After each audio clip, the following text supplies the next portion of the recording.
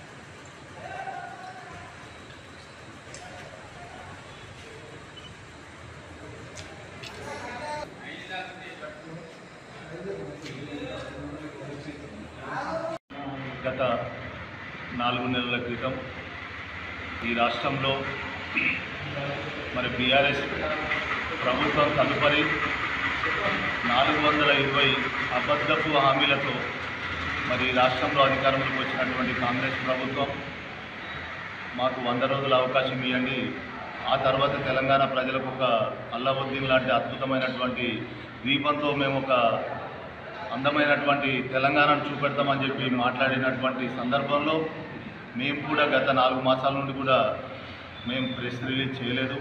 కానీ ఈరోజు parliament elections వచ్చినాయి. మా అభ్యర్థి గౌరవనీయులు తెలంగాణలో వాణిని బాణిని వినిపించేటువంటి సత్తా కలిగినటువంటి నాయకులు బోయినపల్లి వినోద్ కుమార్ గారు నిన్న నామినేషన్ వేసినటువంటి సందర్భం. మరి ఇప్పుడు మేము ప్రజల్లోకి తప్పనిసరిగా వెళ్ళడం తప్పదు. ఎందుకంటే ఎలక్షన్లు అనేది ప్రజాస్వామ్యంలో ప్రతి పార్టీకి గీటురాయి.